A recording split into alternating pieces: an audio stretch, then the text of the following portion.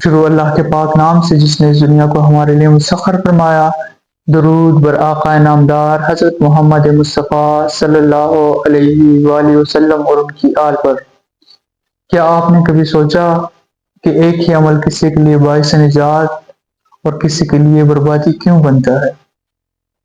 ایک شخص ہے، وہ غریبوں کو کھانا کھلاتا ہے اور راستوں کو صاف کرتا ہے اور مظلوموں کی مدد کرتا ہے، صدقہ دیتا ہے۔ اس کی یہ اعمال اللہ کے بارگاہ میں قبول ہیں۔ اور ایک اور شخص ہے جو یہی سب کچھ کر رہا ہے لیکن اس کو اس کا کوئی فائدہ نہیں مل رہا، بلکہ اللہ کی بارگاہ میں اس سے اس کا حساب لیا جائے گا۔ آج ہم تصوف کی نہایت اہم اصطلاح اخلاص پر بات کریں گے۔ اخلاص کا مطلب ہے خالص نیت کے ساتھ اللہ کی رضا کے لیے عمل کرنا، بغیر دکھاوے اور ریاکاری کے۔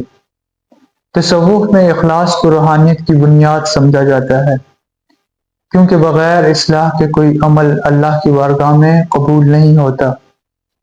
تصوف میں اخلاص وہ حالت ہے جہاں بندہ اپنے تمام افعال، اقوال اور خیالات کو اللہ کے لیے، اللہ کی رضا کے لیے مخصوص کر دیتا ہے۔ صوفیہ کرام فرماتے ہیں کہ اخلاص ایک ایسا آئینہ ہے جس میں بندہ اپنے اعمال کی حقیقت دیکھتا ہے۔ اخلاص، جو میں نے پہلے بتایا آپ کو کہ ایک بندہ اچھے اعمال کر رہا ہے، اس کے قبول ہو رہے ہیں، دوسرا بندہ بھی وہی اعمال کر رہا ہے لیکن اس کے قبول نہیں ہو رہے، کیا وجہ ہے اس کی؟ تو آئیں سمجھتے ہیں۔ اخلاص کا سب سے بڑا دشمن ریاکاری ہے۔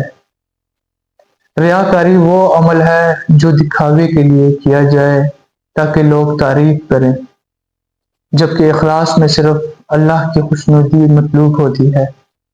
حضرت جنید بغدادی رحمۃ اللہ علیہ فرماتے ہیں، اخلاص یہ ہے کہ بندہ اپنے اعمال کو مخلوق کی نظروں سے ایسے چھپائے جیسے وہ اپنے گناہ چھپاتا ہے۔ حضرت ذوالنون مصری رحمۃ اللہ علیہ فرماتے ہیں، اخلاص یہ ہے کہ بندہ اللہ اور اپنے نفس کے درمیان ایک راز رکھے جسے فرشتے بھی نہ دیکھ سکے، نہ لکھ سکے، اور شیطان بھی نہ بگاڑ سکے۔ ایک واقعہ مشہور ہے کہ ایک صوفی دن رات عبادت کیا کرتا تھا۔ ہر وقت دن رات وہ اپنے حجرہ میں رہتا اور عبادت کرتا، لیکن جب کسی نے اس کی تعریف کی، اس علاقے کے لوگوں میں سے کسی نے اس کی تعریف کی، تو اس نے اپنی عبادت کم کر دی تاکہ اس کی نیت خالص رہے۔ تو اخلاص کیسے ہماری زندگی میں آئے؟ نمبر 1 پہ جو ہے، ہر عمل سے پہلے نیت درست کریں اور اللہ کی رضا کو پیش نظر رکھیں۔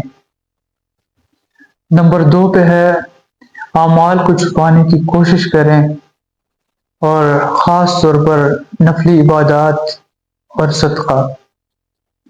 نمبر 3 پر ہے، تعریف سن کر خوش ہونے کی بجائے اللہ کا شکر ادا کریں اور دل میں اپنی کمزوری یاد رکھیں۔ نمبر 4، ذکر الہی اور مراقبہ کے ذریعے دل کو دنیا کی محبت سے پاک کریں۔ یہ تھے اخلاص کو مضبوط کرنے کے لیے، اخلاص کو اپنی زندگی میں لانے کے لیے 4 اعمال۔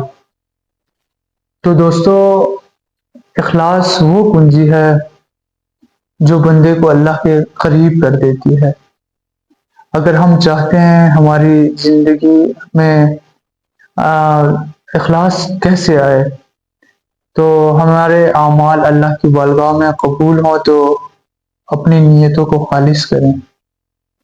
ویڈیو کا اختتام اس خوبصورت بات کے ساتھ، ہدایت ان کا دروازہ کھٹکھٹاتی ہے جو ہدایت کے طلبگار ہوں۔ اگلی ویڈیو تک کے لیے اللہ حافظ۔